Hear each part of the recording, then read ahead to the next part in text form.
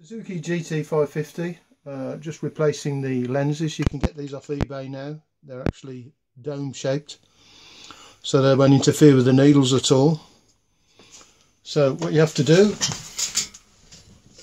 is the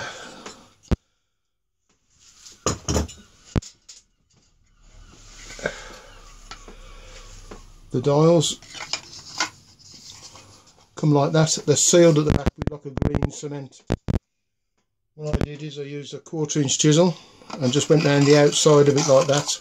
You have to be patient, take your time, but it will remove all the cement from the outside, and then that will just lift out, leaving you the bezel.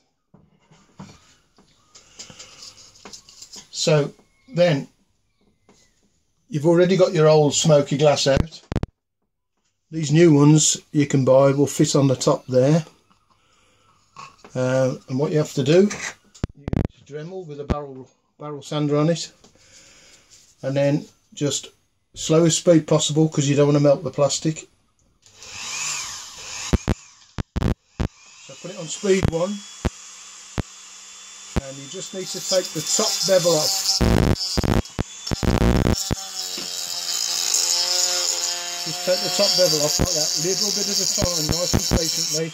We don't want to take it so that it drops in, and we want to just take enough so that you can just spring it in, because it's a polycarbonate lens. Right, and I reckon I've got this one just about right now. What you do is, when it's just about fit, I'm not going to pop it in because I'm going to paint these back in. But basically that will now pop in underneath the